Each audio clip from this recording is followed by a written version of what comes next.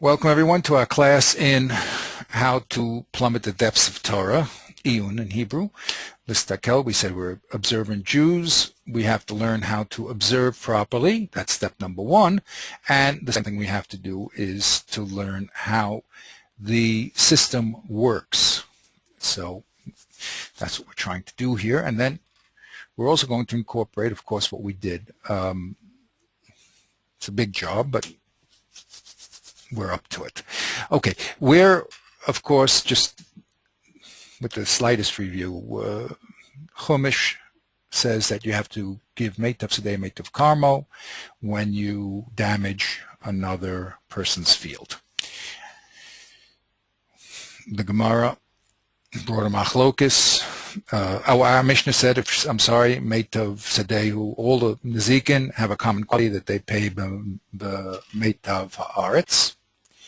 And then the Gemara brought a machlokus of Rebbe Akiva, Rebbe Shmuel, and decided that this meitav pasuk is talking about what currency, quote unquote, are you allowed to pay back with.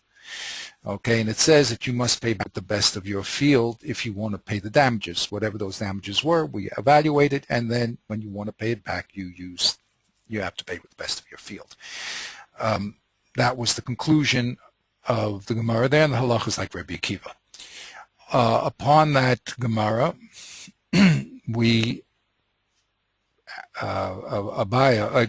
had a problem because he said, wait a minute, this pasuk is very nice that you say that you have to pay back with the best of your field. Okay, that's fine. But we have another pasuk that says Kesav Yashiv L'Ba'alav, in which we learn that you don't have to use the best of your field. You can even use subin. Notice I skipped the word kesav. So the basic question, as Rashi presented it, was that we have a conflict between the best of your field and paying with subin, which is the worst movable metaltalin. So how do you justify those two things? So we had 4 answers on the daf that Abaya presented his question on, and the Gemara ended with this Rev Papa, student of Rav Abaya. He came from Beirav with Rav Huna Bered Rav Yeshua. Here's Rav Huna Bered Rav Yeshua. They were studying in Beirav, and they came and they explained it, and they said, really, the most important thing the Torah is talking about, we have to start with the pasuk of Kesav, and all Shavik Kesav is equal to Kesav because you'll always get your money back by going to another place. But since land is limited to a few customers, the Torah said you have to give the best, so those few customers will jump at it and the Nizak will be able to get his money back. So that's how the Gemara ended there. Then there was this break that talked about how do you evaluate what's called best. Is it called best personally, what your best land is, or best on a universal standard? Then all of a sudden the Gemara popped up page and a half later, and brings Rev Huna. So we notice that Rev Huna predates Rev Papa. Okay, and Rev Huna makes a statement. O Kesav Meitav. That's the statement that he makes. Rev Nachman, contemporary, comes and he says to Rev Huna, how could you say only Kesav and Meitav? Don't you know that? We say, yeah, of course, obviously you know that it says Yashiv, that you can even use Shavik Kesav. And he answers, oh, come on, that's B'dalei Slay. When you don't have Meitav, or Kesav on Meitav, then you do Shavik Kesav. Good.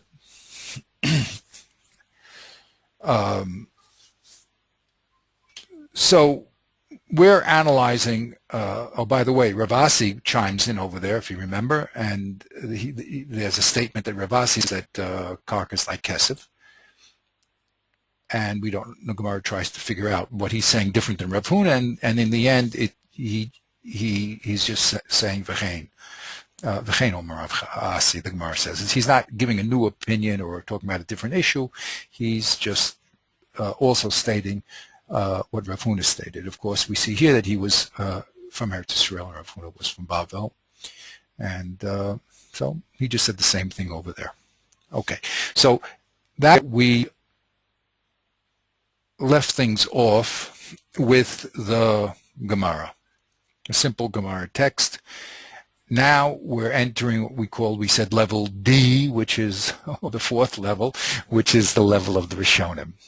Now the Rishonim, we said that, okay, just to fill in the gaps from 450 till 960 over here was the period of the Gaonim. There's the great yeshivas in Bavel, continued until around 900. Then the Goyim started giving us a hard time, and the center of Torah learning moved to Ashkenaz and Sfard, okay, North Africa, and to Germany, France. That's where the learning moved. That's where the Jewish people, the population also moved there. And that was really the end of the Gaonic era and the great yeshivas in Bavel. They were persecuted, and that was the close of that era. On the borderline there, so we on the transference there that we received from the Gaonim, we called the Rishonim.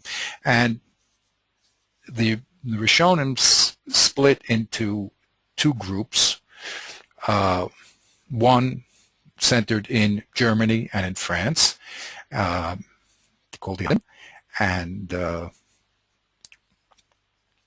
the main principal Rishon there was Rabbeinu Gershon, best known for, maybe not best known, but also known, he made a gezer on the people in Ashkenaz. He couldn't marry more than one wife. But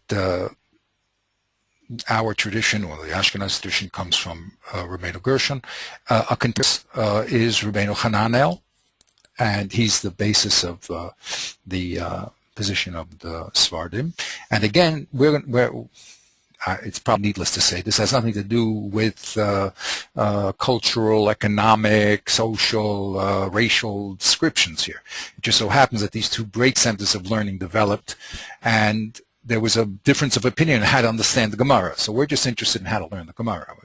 I don't want anyone to get an idea here that we're in the club, rooting for Ashkenaz and rooting for Sfardim, and nothing to do with that. It just so happened that these great Talmidei Chacham lived in two different countries, and they had different opinions about what the Gemara was saying.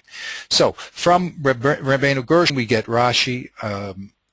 He becomes, I think he learned with the students of Rabbeinu Gershon, and from Rabbeinu Tam, who's his grandchildren, and then we have the Balei Tosfos for a very long period of time, 100 years, I believe. And then we have the end of the Balei Tosfos, we have the Maram Mirantenberg, who's the teacher of the Rush. And the Rush, and Maram Mirantenberg, he also, when a Jew was, I guess, too successful, the Goyim get a little jealous, and they threw poor Rabbi Mirantenberg in jail, and they wanted a big ransom, and he refused, and he died in jail after 7 years of staying there. And then they wanted to ransom for his body, and so finally one of the Jews did give money for his body. But unfortunately, that's what happened, and that's what happens in the Gullus, unfortunately.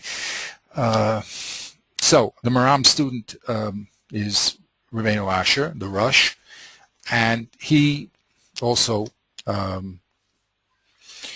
is persecuted by the quote-unquote prince authorities there, and he has to flee to Spain.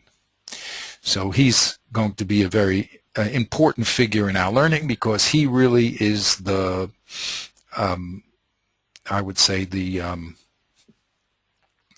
homogenizer of both schools. The Sephardic school is more categorical in its approach, and the Ashkenazi school is more analytic, and he brings the analytic approach. Of course, everyone does everything, I'm just saying in balance, and he brings that approach to Spain, and he also involved in the halacha there. So in our piece, it's going to be very interesting, because the Rush is going to be talking about the Rif, okay, and the Rif is going to be arguing with Rabbeinu Tam, and maybe the Rif and Rabbeinu Tam will be arguing with his grandfather also. But that's going to be where we're holding, and again, we're just interested in how they learn, and the whole idea here is it doesn't matter when you lived or how you lived. The question is, how do you read the texts and how do you understand them? And that's the whole process of learning Torah Sheba'al Peh, which is what we're about. Okay, so that's basically what happens at this level. Later on, we're going to go further, and there'll be people who, since the Rush is going to side with the Rif against Rabbeinu Tam, that's going to be the ground work for all the subsequent generations. Either they'll be talking about why one is correct or incorrect, or which way do we follow halachically. And that'll be the exciting work that we'll be doing as we go down the various levels. Okay, I see this in this level D, if you don't mind, I correct that. Yeah, okay, so great. Now we're ready to be involved in which we're all about here. And the question we said was, okay, look, the Gemara ends with these two texts, one of Reb Papa, who said that Kesef is what the Torah says you can give, and it says Shavi Kesef is equal to Kesef, and the best land is also equal to all movables and to money. That's what Reb Papa said, because the whole problem here is, will the Nizak get his money back? And of course he will with the best land, but the only thing that's really eliminated here is land. Okay, that's the only thing that's eliminated. So that was one conclusion. Now we have the other conclusion of the Gemara, where we have Rav Huna saying that no. Really supposed to give the best land, and it's a chiddush that money is equal to land, and this movables, well, you can forget about that. Chatchila, if you don't have money or best land, you can give it when you don't have anything, but you don't have to go in and sell it. Okay, so that's basically a sum up of where we were holding. Now, we did the Rif Pesachs like Rav Papa. We said any of them equally, whatever you like. The Mazik can give Kesef, Subin, or Meitav, as long as you give it the right amount.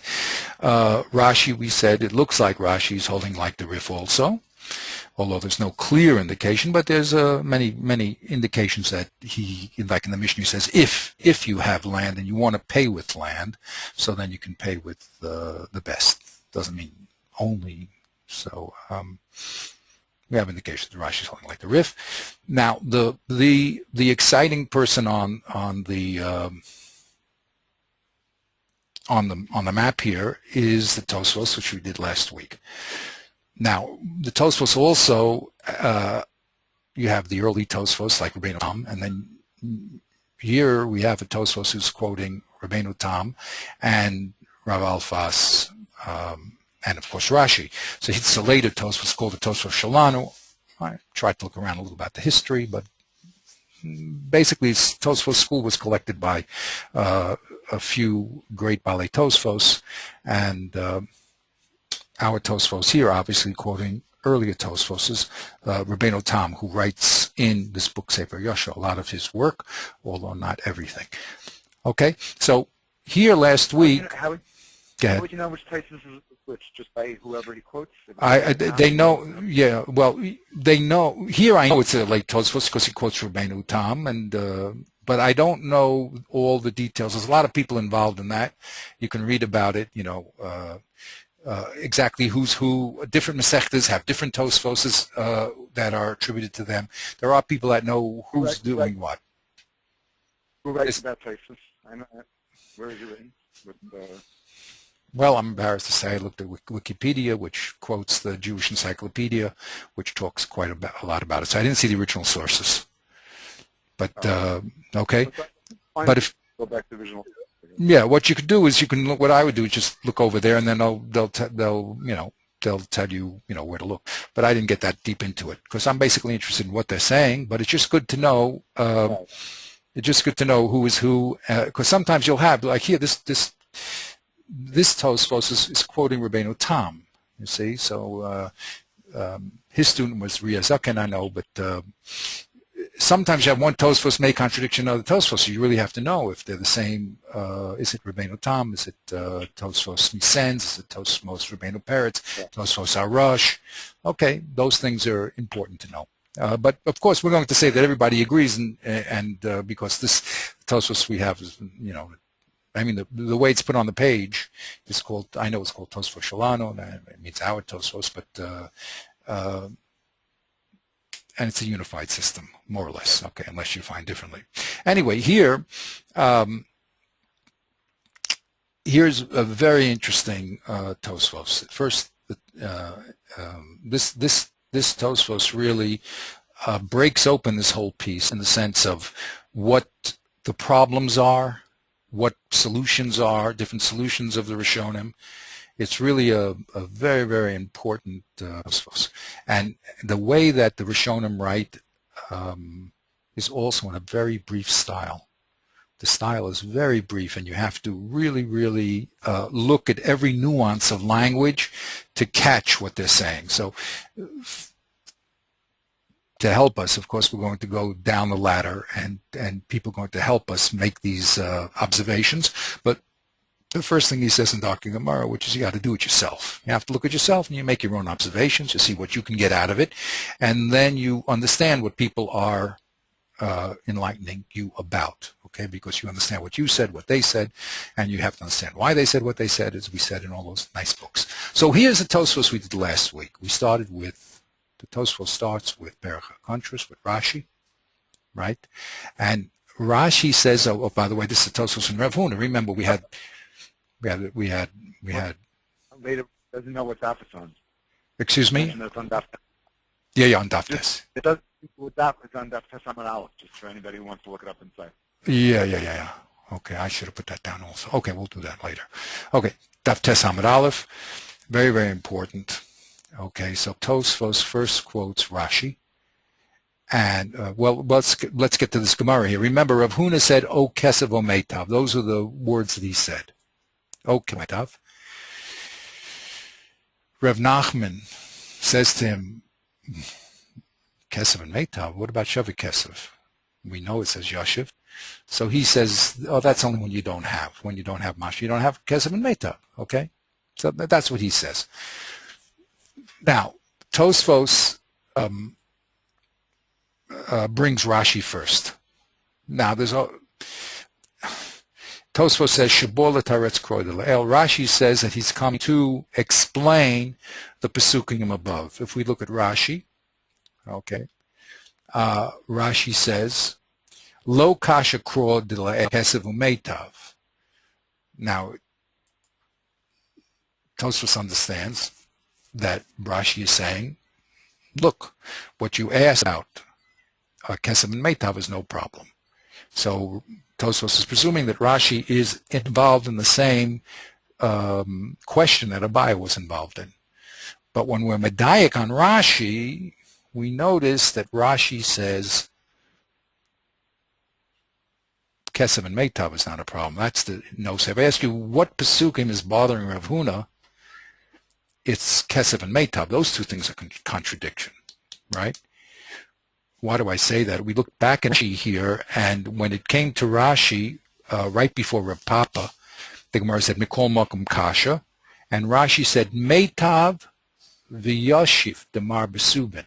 In other words, Abaye's original question was the conflict between Meitav and Subin. Those two things come into conflict.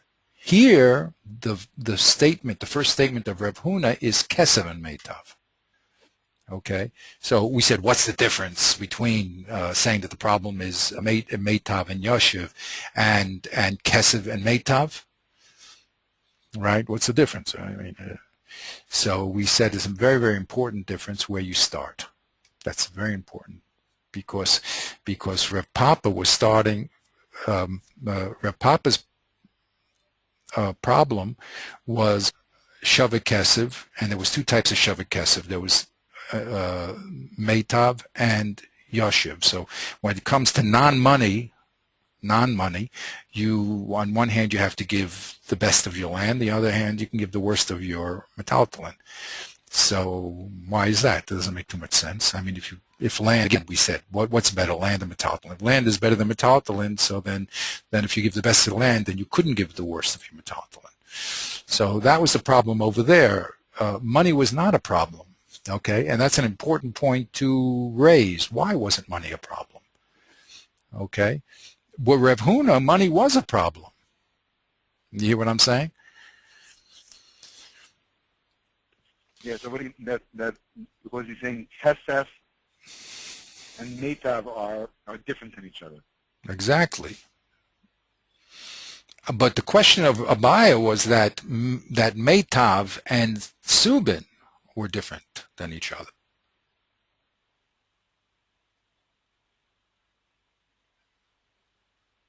Right. So the question is, how is he coming to answer the question, or is he answering a different question? Exactly. He looks like he's answering a different question. Okay, so why did Tosfos say that he's coming to answer the Pesukim of? Now, they learn a little better than we do, okay, and yet that's what they said. Okay, so now look what Tosfos says here. First of all, he says that Rashi is saying that Rev Huna is answering the Pesukim above. Now, that happens to be true, because one pasuk says Meitav and the other one says Kesev Yoshiv, right? So he really is talking about the two pasukim, right? But slightly different problems in the two pasukim. Above, Abaya's problem was Meitav versus the Yoshiv Subin part of the pasuk, and here Rev Huna is talking about the Kesev Meitav conflict. Okay.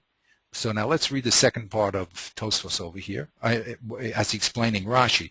V'tzarech lama shelo hispik l'sayim divarav ad shehikshir lo. So if that's true, that Rev Huna is talking on about the same conflict of Pesukim as Abaya, so you have to say that Rev Nachman interrupted him before he finished. Why do you have to say that? Because we just mentioned the problem over there of Abaya was Meitav and Subin. The only time Rev Huna answers that question is after Rev Nachman asked him the kasha, what do you do with Yoshiv? Are you with me? Yes. Isn't that interesting? Isn't that interesting? Yep. So Rav Huna probably could have continued and said that I Kesef, I Meitav, I Subin. That really is what Taisus is saying.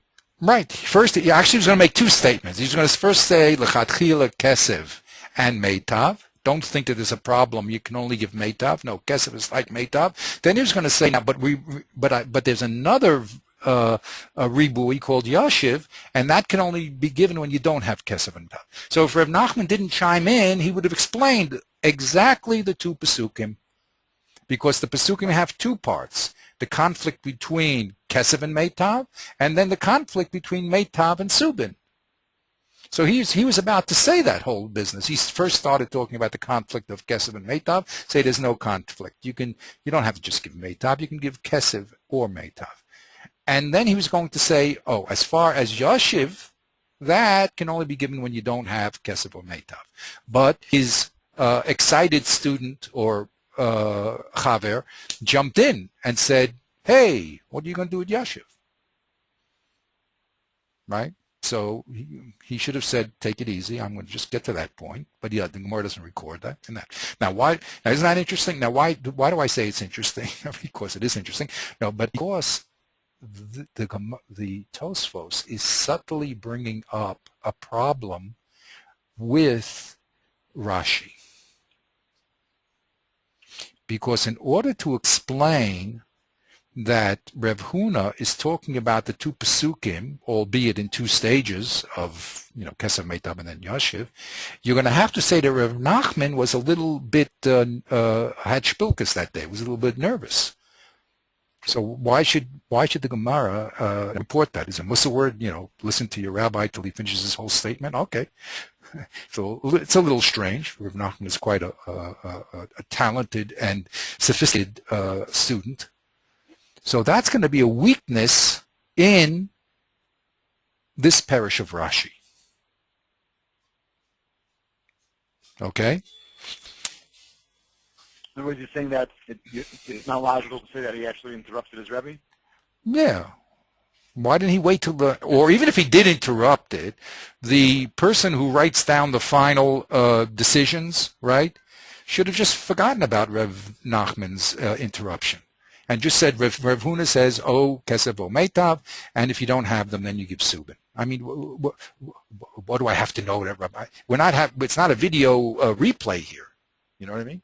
The Gemara is not a video replay. The Gemara is a very tight text that doesn't waste any words to describe to us what exactly or how exactly to learn the Gemara and what the halacha is. The fact that Rev Nachman's wife called him out because he just had a son doesn't interest us.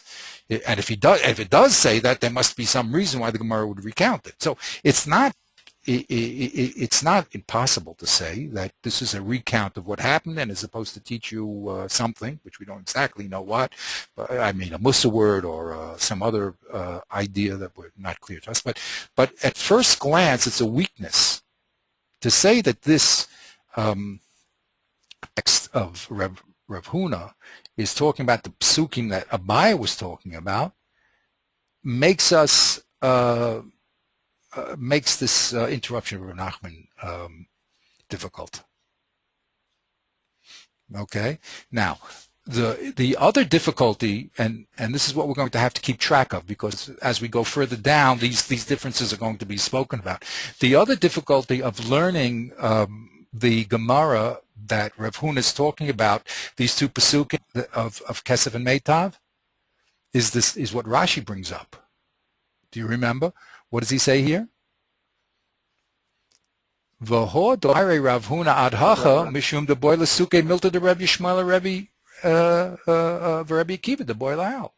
How come the Gemara waited for what, a daf and a half or something, until they brought Rav Huna's answer?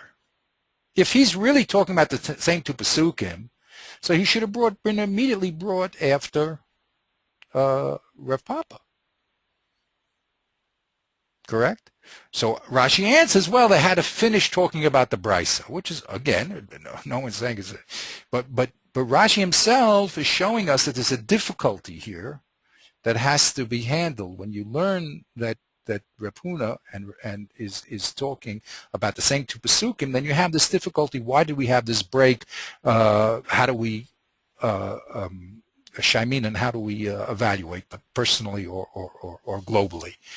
Okay, so there's two, if we keep track here, of two problems of learning that Rav Huna is talking about the same issue as Rav Papa. We have two problems. One, why do we have this break? Why don't you bring him back there when we spoke about Rav Papa?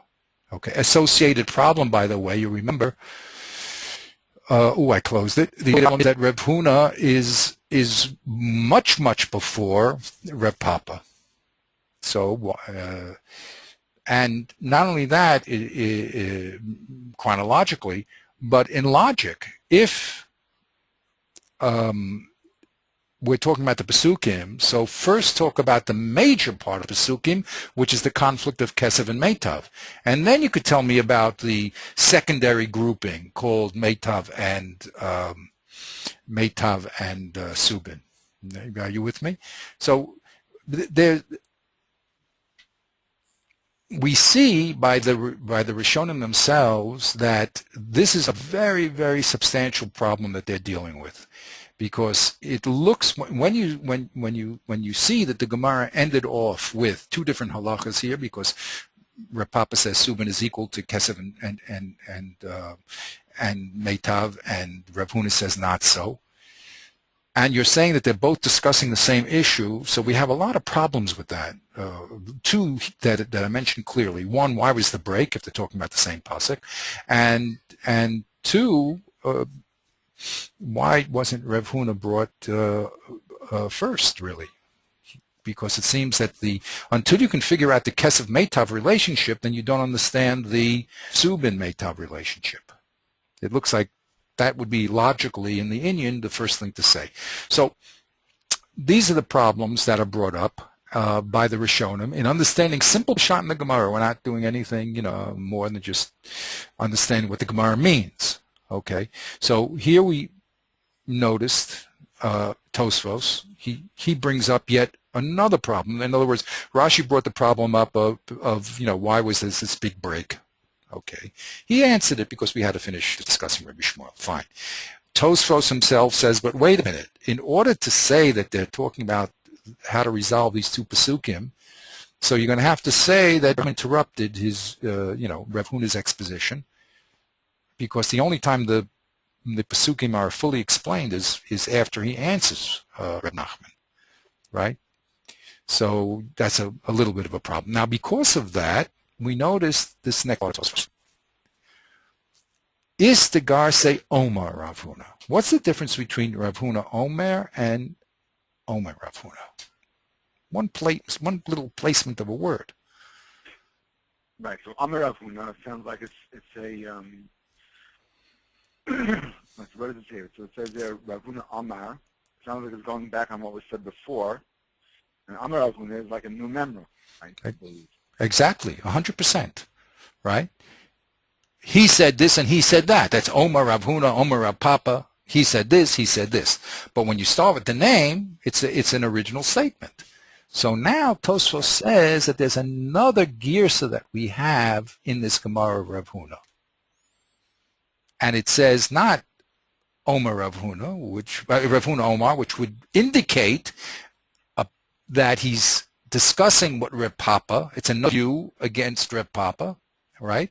Because Reb Papa said this and Reb Huna said this, so they're in the same machlokas of how they learn the pasukim. But if you learn this girsa Omer Rav Huna, then we're going to cut off Rav Huna from Reb Papa. Now, what we have to know what it's saying, because then he's not coming to answer the question anymore. Exactly. So then what was he talking about? And what is his chiddush? Yes, and what is his chiddush? Right? So Tosfos says, this girsa says, Omer Rav Huna, the chiddush is, v'koi amas nisan. Rav Huna's problem was not with the Pesukim, it was with the Mishnah. The Mishnah said that the Tzad Shava is that your Tzad Shava Shin Shedarkam Hazik Shmir San Alecha Ukesh Chava Mazik Chayev L'Shalom B'Tishumei Nezik B'Meitav Haaretz. That's it. The Mishnah said one law that when you do damage, you have to pay B'Meitav Haaretz. Came along Reb Huna and he said, wait a minute, don't get the Mishnah wrong. The Mishnah does not mean only Meitav Haaretz. It means also Kesev.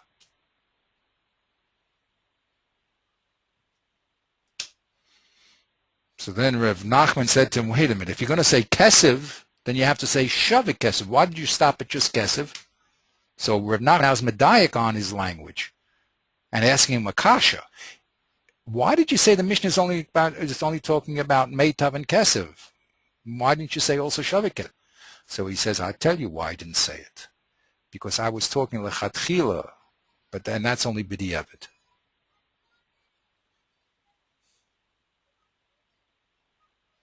And here, let's see, you see, this is what Tosfos says. V'koi amas nisan, the Tanya Meitav Haaretz. Our Mishnah said you have to pay by Meitav Haaretz. And Rav Huna says, the lav dafka Meitav. Don't think it means only Meitav. It means Kesev or Meitav. So then his student said to him, well, if you're already going to say Kesev. Yeah, go ahead. Right, he's just coming to be Mefarish the Mishnah. The Mishnah says Meitav, and he's coming to explain it's Lav Dafka. Exactly. So Rav Nachman says, why did you leave out, if you're saying Lav Dafka, why did you leave out Shavik Kesev? He says, because that's only given when you don't have Kesev and Meitav. That's why I left it out. The Mishnah is, that's why I left it out. But there, it's a little better because there Rav Nachman is not, there, if he's not talking about the verses, so they had a discussion on what is the din in the Mishnah.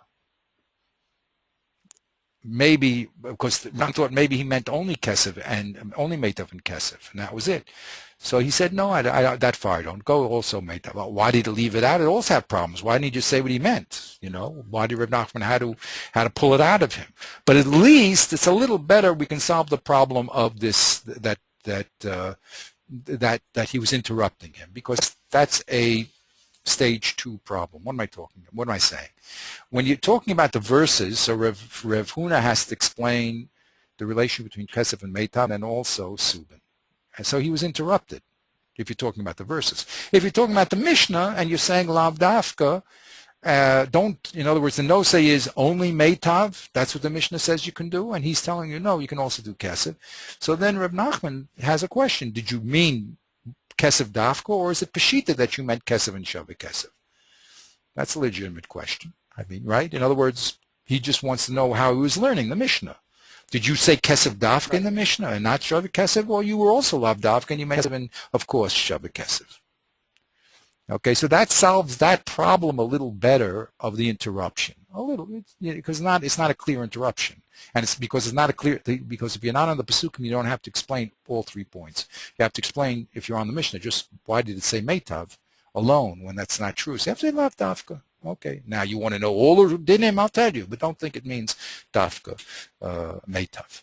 So that little problem is going to be a plus. Now, as we go through this Tosfos, we'll see that there'll be other very important differences between which girsa you take. This is going to be a very critical little line. For us, what's the difference? A word here, word there. But for the people who are observant Jews, the full extent, a little move is now going to shake up the whole marechet, the whole system, and come out to different conclusions, okay? But we're just at the top level, very simply at this point. Not so simply either. We're, Baruch Hashem, we're doing iyun in what they're saying, but we're making it first the observation. So the observation here is there's 2 different girsas, and there's there's a problem of why there's the break. According to Rashi, if they're both Rav Huna and Rav Papa talking about the same items, why was the break? That's one problem. And 2, if Rav Huna is trying to explain that problem of Meitav and Suman, I mean, because he's explaining all the Pesukim, so why does Rav Nachman interrupt? So this other girsa that Tosfos brings will help us in one of those problems, actually with both problems, because if he's talking on a Mishnah Rav Huna, then I can explain why there was an interruption. Because up to this point we were discussing the Pesukim, and yes, we were discussing Rabbi Shmuel and Rabbi Akiva, but that was a bias problem was Pesukim. And okay, even the Gemara finished this whole discussion of Rabbi Shmuel. That's also okay. First talk about the Pesukim of Abaya and Rava, then talk about Rabbi Shmuel. Is it Shaminin personally or universally?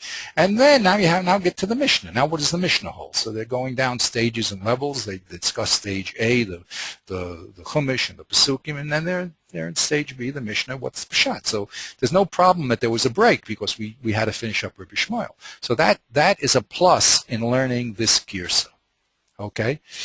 Now, let's go a little further. Then we read here, and this is the Tosfos now. The Tosfos now is bringing Reb Alfas. Okay? He doesn't have any bias. You know what I mean? There's no bias. He brings Reb Alfas. What does Alfas say? Now, Rav Alfas tells us 2 things.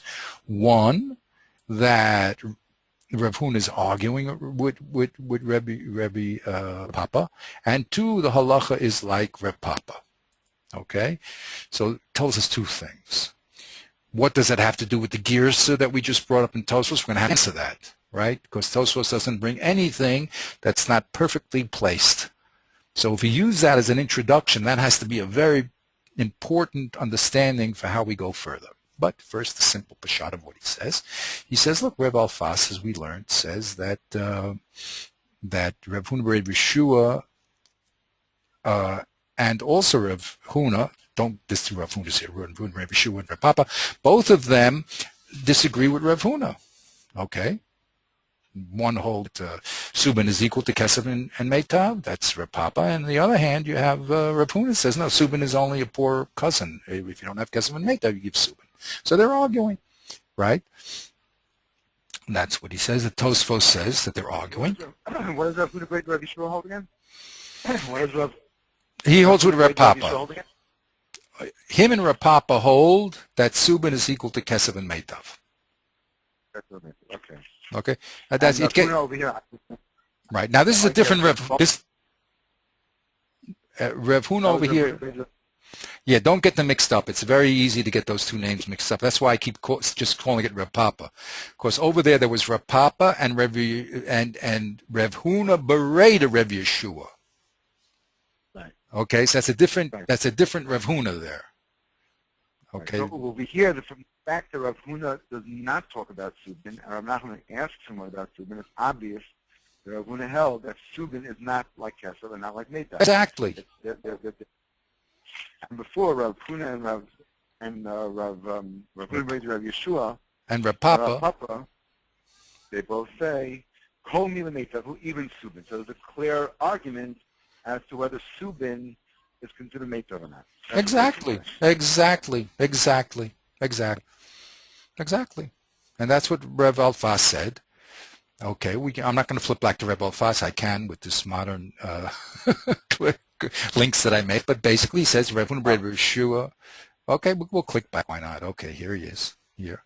First, this is the riff, right? He says Meitav Sedeu, Meitav Karma, Mikarke. It's the only time that you have to give Meitav is with land, but not with Metaltalin. You don't have to give the best of your Metaltalin, only the best of your Karka. And why?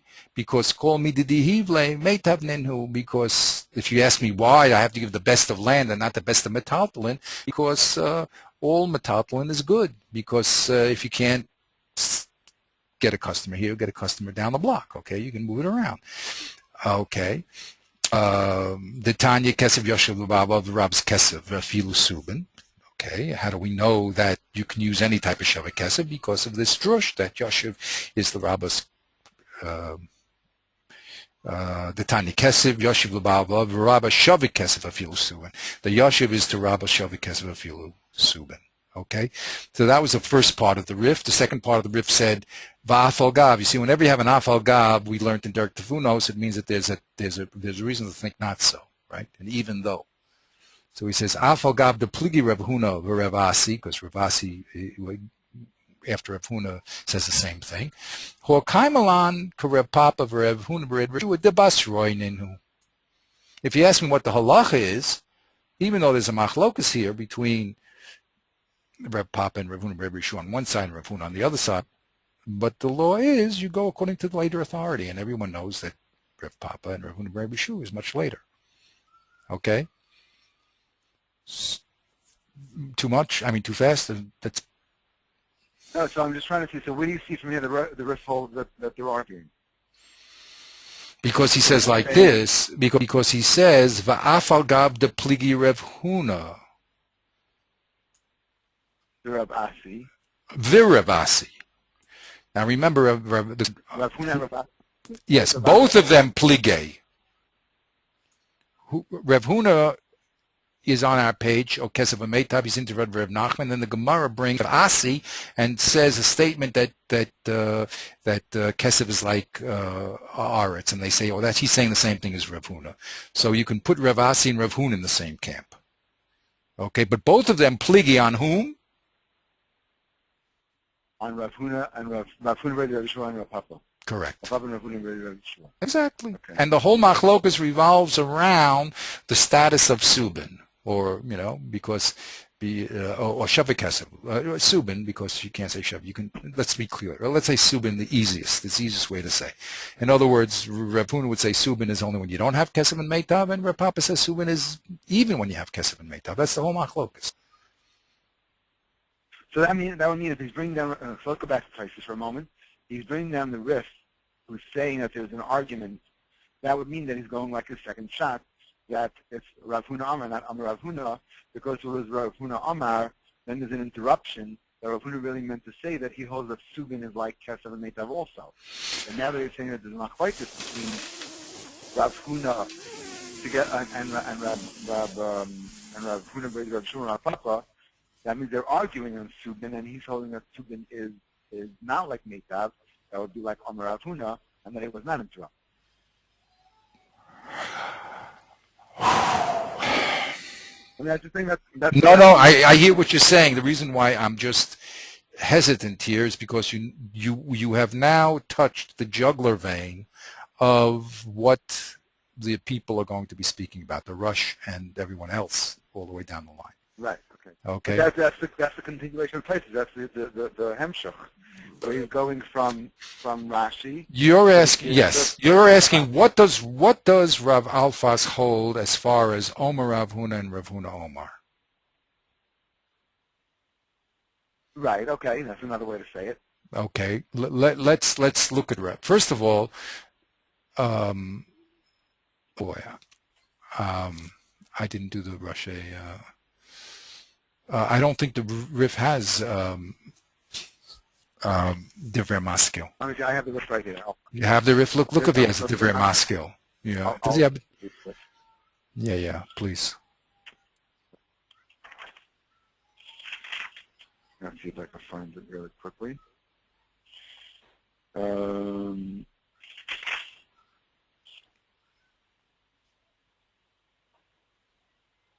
That's Ches, and one was there.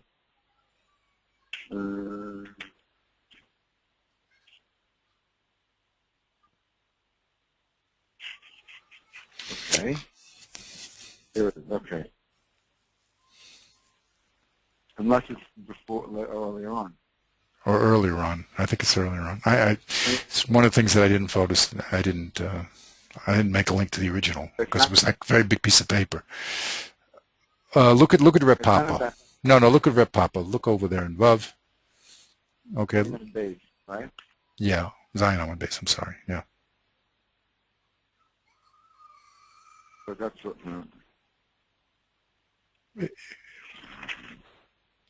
I don't have it.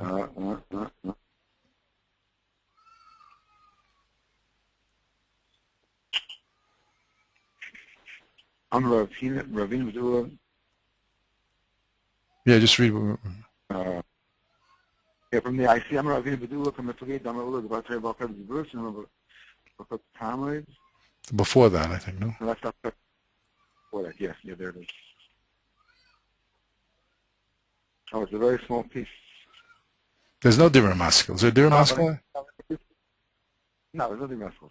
طبعا إما إجلس كون زيكن وبالخاي بكسبتيش قبل من إجلس بين كون قبل من بين الزبورة كون قبل من الزبورة فيلا إجلس بين الزبورة زيكن بإجلس بالخاي بين الزبورة الزبورة فيلا إجلس بين زيكن بإجلس بالخاي بكسبتيش بين الزبورة زيكن بالخاي بين الزبورة بالزبورة. That's what he brings on. No, before that. Look a little before. Let's go back earlier.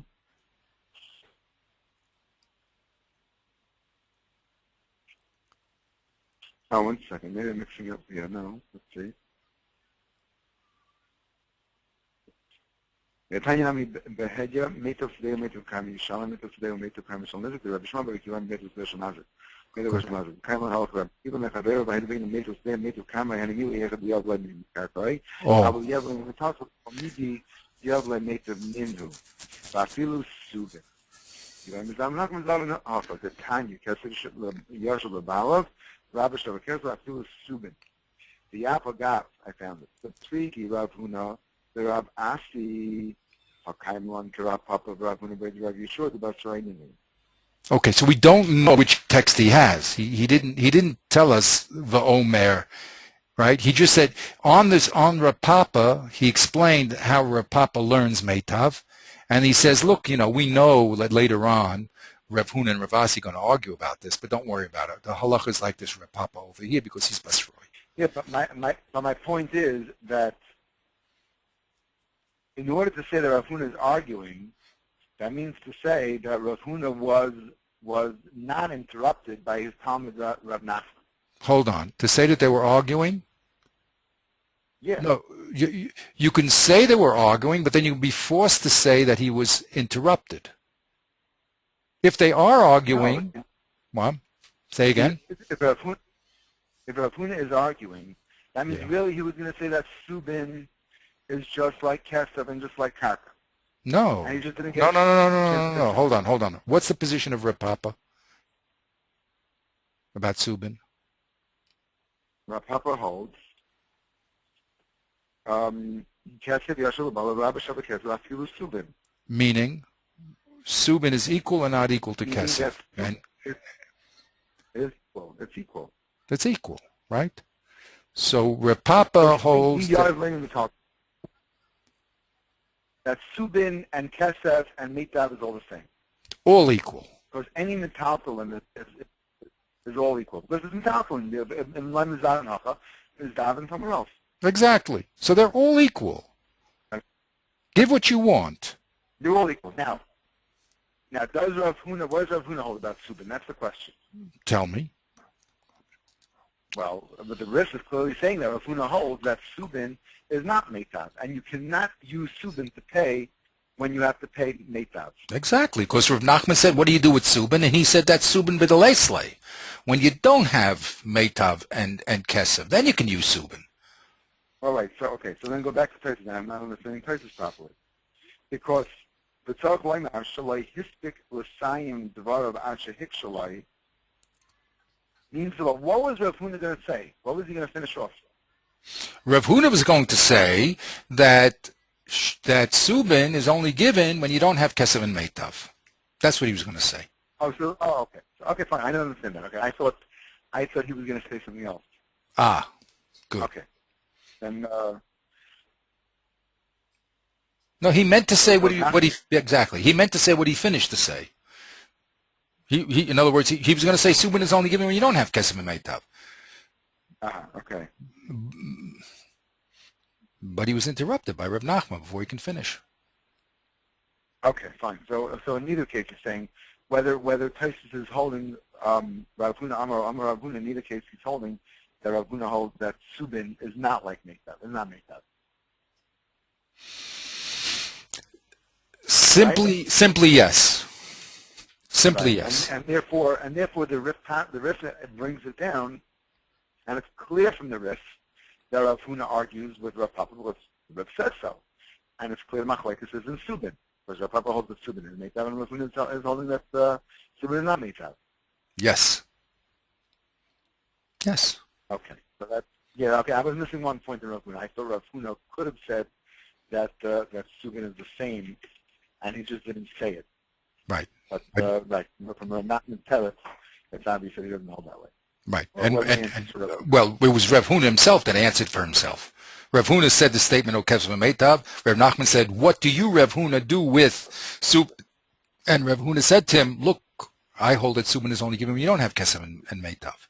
So it's Rav Huna said the first statement and the last statement, and it was just, asked in the middle of that statement by Rav Nachman. But really, and this is why the simple way of learning this is that Rav Huna disagrees, like the Rif said, with Rav Papa. And the only problem by saying that is that you just have to say that Rav Nachman was a little hetchvilkus, that's all. Because Rav Huna clearly says what he says at the end. I mean, doesn't he? He says that Subin's second best. So you just have to say that Rav Nachman hetchvilkus using that girsa. Okay, but the girsa is Rav Huna Omar. He's fighting with Rav Papa. They're fighting over Subin. And the halacha, according to the Rif, is according to Rav Papa, and not like Rav Huna. Right. Good? Yep. Good. Now. So Rav appears to Rav Huna, but Rav Shua, Rav Papa, El Tzvigi, at Rav Huna, Hakab the Inu Star, we call him Metavu, Rafilu Sibit. Above. In who? In whom? You got it? Yeah. Wait. I'm just reading text again. Yeah, read it again. Rav Alphas appears to Rav Huna, Breder, Rav Yeshua, Rav Papa, Del El, Polag at the Rav Huna, the Hacha. The Inhu, Savri, call me Lametavu. Who's the Inhu? Who's the Inhu? Who's the Inhu? Rav Papa and Rav Huna, Breder, Rav Yeshua. Correct. Rav Huna and Rav Huna over here Sava Deloy have a mitav. El Oi Kesef, Oi Karka. That's mitav. And not? And not Subin. Correct. Beautiful. Upasaka Rav Papa and Rav the rest passages like Rav Papa, Uka Rav Huna Rav Yeshua. Why? Shem Masrai, because they are the latter ones. They came later on, and therefore we pass them like that. Right. That's the rule. You pass them by the latest authority in the Gemara. Right. 100%.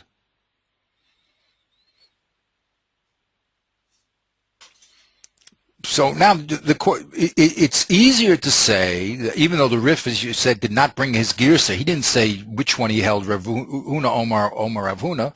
But since they're arguing, use the language of argument, which is Rav Huna, Omar. Right. So you'll have a little problem with an interruption. So big deal. Go ahead. Yeah. I mean, according to the Rif, it doesn't matter. You can go either way. Okay, now that's going to be, as I said, that's a jugular vein question. That's a simply when you have Rav Huna Omar, that would be more an indication that they're arguing. Okay, that's the simple, right? Because he said this and he said this. Rav Papa said Subin is equal to, and he says Subin is not equal. Right.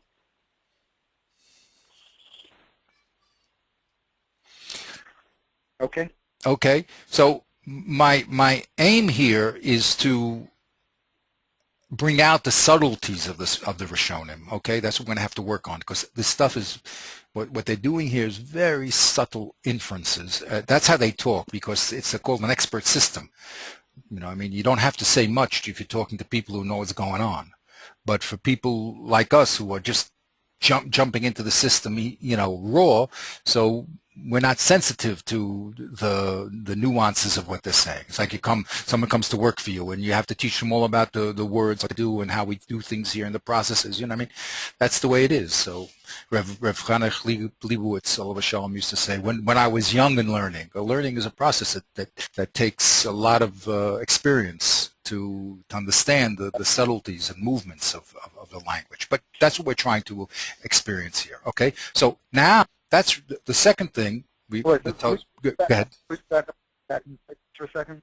Excuse me? So, Yes. I just want to go through the Please. I'm with you. He's starting with Rashi. That Rashi says is coming to the Teretz Kroi Dila El. And Taisus had to unifarish Rashi that if he's coming to the Teretz Kroi Dila El, like we said that he has a problem. The problem is how come he doesn't talk about Subin? His answer is that he really is discussing Subin, but he just didn't get the words out of his mouth yet before his interruption. Now, in contrast to Rashi, he's bringing a different girsa. Saying Rashi is one shot. The other girsa would be Amar Rav Huna, which is in contrast to Rashi, and therefore not referring back to the Rumiyah before and the Sira of Tzupsarkin, but is referring back to our Mishnah, and he's just coming simply. The Gemara decided at this point in time to bring down Rav Huna to be Mefarish, the last line of the Mishnah. That the last line of the Mishnah says is that you have to pay Meitav, and we bring along Rav Huna to say Meitav doesn't only mean Karka, it means also money. Right. Now, Then Rav Nachman asked him a question. What about Yashiv? It means money must be Yashiv. And he answered, Yashiv is only when you don't have it. But that was all on the Mishnah. That whole discussion moved to the Mishnah. Of course, you'll ask Rav Huna, how did he learn the Pesukim? Right? But that wasn't his focus. His focus was how do you Mishnah. Right. So now the question is, why is he bringing down the Rif here? He wants to obviously show a proof as to what Rav Huna held, and he's proving that from the Rif. What was the other choice that we would have thought that Rav Huna held, if not for the bringing down the Rif? Is there a Havamina that we would have thought, like I was thinking before, that Rav Huna held that Subin is included in Kesef? Well, that's that. I'm trying to understand. Go ahead. Okay. What's bothering him? Very good. I mean, you're asking right on the ball. but we're going to find out later on when we reveal the story here that his problem is going to be Adarabba, that maybe Rev Papa holds like Rev Huna. Not like Rev Huna holds like Rev Papa, that you can't say because he answered him that Subin is less. But there's a possibility that Rev Papa agrees with Rev Huna. We're going to get that in the rush, okay? So you're asking right. I mean, you're right on the money, but that's going to be, as I said, one of those windows that we're going to have to open up with the rush. Okay, the rush is going to be exactly involved in that. If you don't hold it, they're arguing, and you hold on the Mishnah. So then, what is Rev Huna doing? What is Rev Huna's relationship to Rev Papa? Now that you split them off, there's two different Gemaras, one talking about Pesukim and one talking about the Mishnah. So now, do they still disagree or do they agree? And that's going to be the movement of the rush. But we're going to have to, just hold on to that a little bit. But you're right there. That's what's happening. Okay. Now, let's just read this Rabbeinu Tam again. Okay. What does Rabbeinu Tam say? Rabbeinu Tam ein soiver kain. He does not hold this. Now what is this? Again, this is like, what did we say? Karmo, Sodehu. What do you mean this? Right. Okay, so we're going to have to see what it means. The Mefarish. Right. But I mean, obviously, my guess is that he's referring to the Pesach of the Rif. Okay, minimum it's the Pesach of the Rif, but what about the Girsa? Right. Okay, that's the other question. Those are going to be the two questions we're going to have to balance here. I mean, we're going to have both those things are interreacting. But okay, minimum definitely he's saying the halach is not like in the Rabbeinu Tam, it's not like Rif. Go ahead. The Mefarish. Oh, so what did he say? He says the Mefarish yesh gimel dinim b'nei zakin. There are three gimel dinim. There are three different dinim, three halachas, three separate categories, really. Right. Like you would say the word din over him is category. Yes. Well, there's three different laws. There's three different laws when it comes to Subin, actually. Sometimes Subin is equal. Sometimes Subin will be a second. Sometimes Subin can't be used at all. Sometimes Subin has to be taken for money. That's what he's going to say. There's three different dinim when it comes to Subin. Okay, we'll see. Okay, good. What's the first one? First one, we're going to talk about damages. And the rule of damages is oy kesef, oy meitav. So he's saying kesef and meitav is on one level. If you give either or, the less le'afilu subin. And then the second level is when you don't have kesef and you don't have meitav, then you could give even subin. Like whom? With regard to damage. Like whom? That's like a Rav Yeshua. Like the Rif. Nope. Or maybe maybe not. One second. When the Rif is passing like Rav Papa and Rav Huna Rav Yeshua, he says they're all equal. They're all on one level. Yes. What does Rabbeinu He Tam doesn't hold? say that. Rabbeinu Tam is saying that it's two levels. He's saying that it's a flow chart. If you don't have this, then you go on to the next step. According to the Rif, it's all one step. You could choose in day one to give Subin if you'd like. Correct. So between Rev Papa and Rev Huna, who's holding like whom? Well, I don't know he's not going like Rav Huna because Rav Huna doesn't talk about Subin. Oh, wait, I'm sorry. No, he's not like Rav Huna. But Rav Huna says, according to the territory of Nachman, he's saying that Leslie, if the Rav Huna's teretz was Hakamarkinim but the Leslie. So that means the teretz of the Leslie is that when he doesn't have kesef or meitav, then he's exactly like the Rif is saying here. Like the Rabbeinu Tam is saying. I'm sorry. Exactly. So Rabbeinu Tam is paskening like Reb Huna, and the Rif is clearly paskening like Reb Papa. And Reb Huna, Reb Yeshua, okay. Right? Right.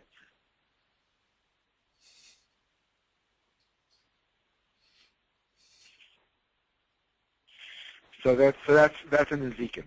Then we have the second. So you should just know for the next 1,000 years we're going to have a problem with this machlokas, right? They're going to be what the problems are. What are they arguing about? Why do they say what they say? Who the halacha is like? This is going to be the rest of our okay for the next 1,000 years. Right. All right, but it's clear that Rabbeinu Tam is passing like Rev Huna, and the Rif is passing like Rev Papa, and the Rif tells us why he's passing like Rev Papa, right? Because they're Basroi, and the Rabbeinu Tam doesn't tell us why he's passing like Rev Huna, does he? He just says a fact. He says the halacha. He writes the halacha. That's it. How come you're not holding like Rev Papa? Doesn't tell us. Correct? Right. So that's going to be the Russia's work, okay? But this problem is going to reverberate. It's going to be one of the most exciting problems in the base midrash for 1,000 years, all the way down to the Evan Ezel and the Nachlas David. They're all going to be, they're all working on it. Okay? So Baruch Hashem, this is where these few words are a source of a great commotion in the base midrash, okay?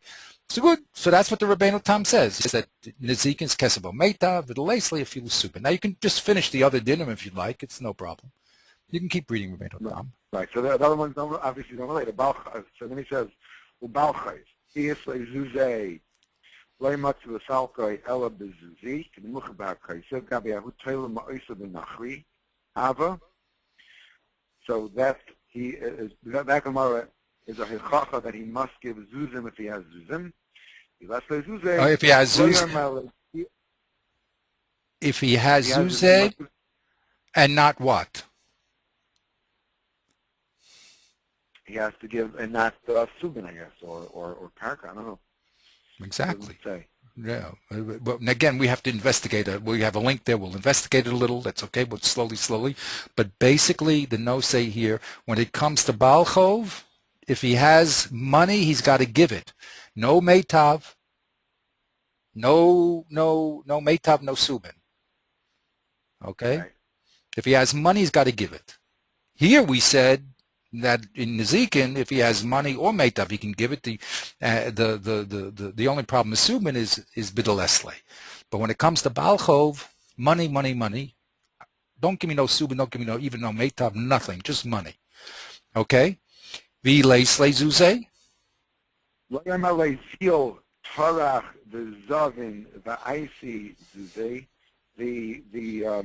lender cannot tell the borrower, go sell your property and bring me zuzim, kedamar hasam.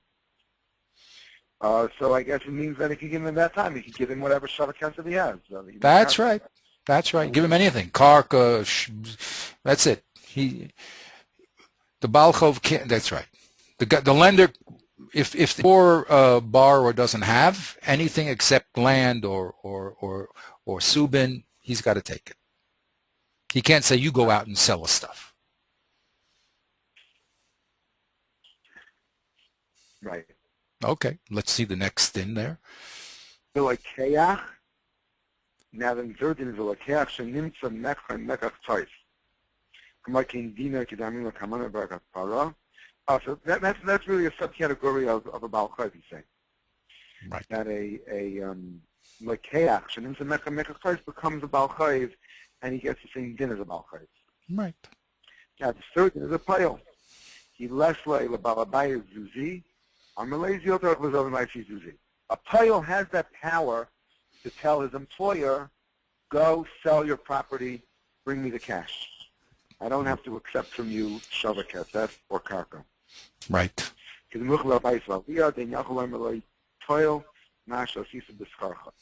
really, Taisus is bringing down these three dinim for the purpose of the first din, just to tell us that he doesn't paskin like the rest, and that he holds that there's two categories, two levels. There's a level of meitav and kesef, and then there's a second level of subin, whereas the Rif held it's all one level, and it's the option of, in the case of the mazik, to pay at his will whichever type of payment he wants. Right. Excellent. Now we're going to have to get into this problem later on, which is what does the Rif hold in Balchov? What does he hold in Poel? What does he hold in Mechiktos? You know what I mean? Because there's ramifications. Once you learn this Meitav, you see, depending on how you learn this Meitav Pasuk and the Kesef and Shavik Kesef, then you're going to have ramifications down the line. You know, it's not like it's an isolated din in Ezekiel here. So Tosfos is very clear. He says we hold like Rav Huna. You only give subin when you don't have, or in Ezekiel when you don't have Kesef and Meitav. Then the only place you can give subin when it comes to Balkov and Mechiktos. So there you don't give. There if you have money, you must give money. If you don't, you give what you want. And when it comes to the Poel, then you got to go out and sell all your junk. That's it. The guy worked for you. You got to sell your junk. That's it. You bring him cash. That's it. Cash. That's it. Nothing else. Right. I mean, if he wants other things, he can take it. But he can say to you, you. I worked for you. What is this? Give me my money. You know. So that's the excitement over here. Okay. So now that we got all that, Baruch Hashem. All right. I think this is a good place to stop. Yeah, it's a good place to stop. Very good. Okay, go to that. Okay, get it real sharp, because then we're going to contrast that with this Ramah, and then what we're going to do is go into the Rush, which is, he's also a later Tosfos. He's going to now be telling us exactly the question you raised, which is, what does Tosfos hold as far as these Girsa problems, as far as this Machlokas problem? You see, and number two, how come Tosfos doesn't paskin like the Basroi? That's a simple rule. The Rif is being very clear. Right. So that's the problem the Rush is going to involve himself in. Okay, so I'm just going to do the Ran next time just to see the Ramah, who's another Rishon, because he has a different opinion. He's going to hold, you know, Kesef is first, then Sheva Kesef and Meitav is last. Then we'll do the Rambam just to get a general overview of what they're saying. And then we'll go into the level of the Rush, okay? And then we'll keep going down, Bezrat Hashem. Okay, so if you have a little time, if you can just go over that, get it really clear, and then we'll push forward to the next level, Bezrat Hashem. Okay, very good. Okay, have a great day. Have a wonderful day and a wonderful week. Yeah, cool. Take care. Bezrat Hashem. Cool.